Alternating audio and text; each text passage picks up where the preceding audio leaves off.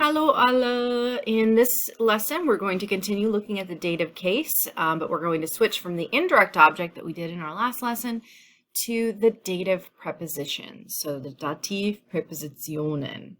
Los geht's! Let's go. So the dative case, as we learned in our last lesson, is used in three situations. We looked in depth and did a lot of practice with the indirect object the last time we worked on this. In this lesson, we're going to be looking at dative prepositions, and then we'll have one final lesson on dative verbs. So again, our focus this time around is the prepositions that are always followed by the dative case. The next few screens are things that you should already have in your notes. If you lost these, didn't take them down the last time, whatever, I recommend pausing this video and taking down the charts that you're going to see on the next few pages. So our definite and indefinite articles are going to continue to be around. We need to know how to say the and in each of our cases. So in the nominative, we have that der, die, das, die, and eine, ein, meine. In the accusative, den, die, das, die, einen, ein, meine. And those new dative forms that we were working on in the last lesson, dem, der, dem, den, and einem, einer, einem, and meinen. So make sure that you have this chart before moving on. The second chart that we worked on in the indirect object lesson was the possessive pronouns. So again, you should have this in your notes.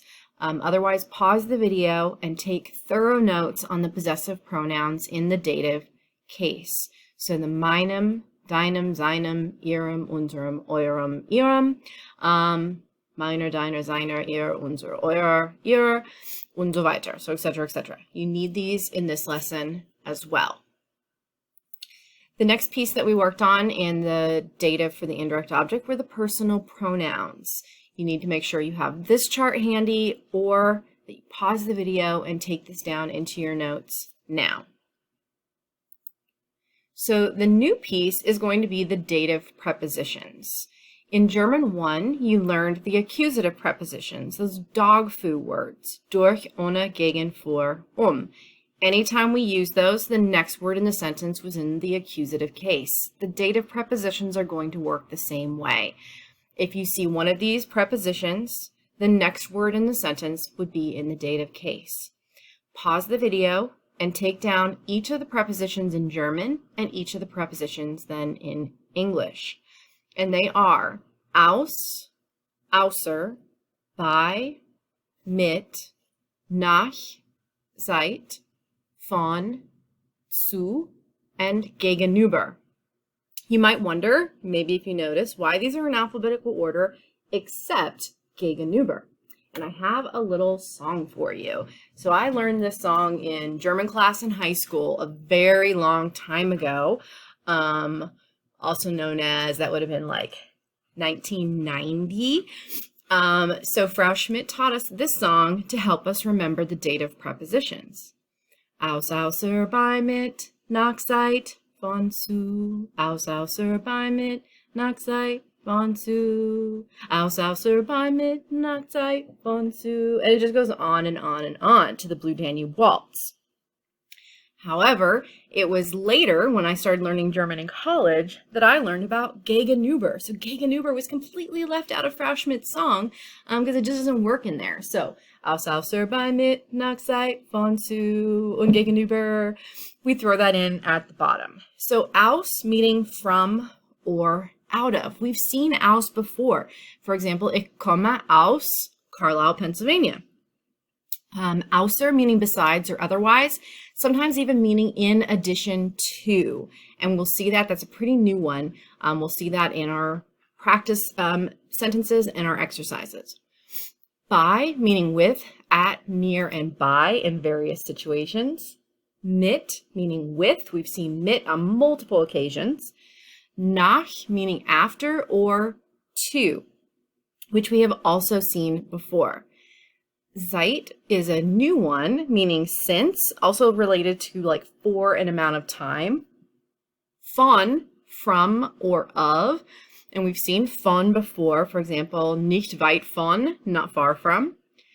Zu, another one that should be pretty familiar, meaning at, to, or to, and gegenüber being a newer one, meaning across. And gegenüber is often combined with von, gegenüber von, across from, but it can stand alone, for example, across the street, gegenüber der Straße.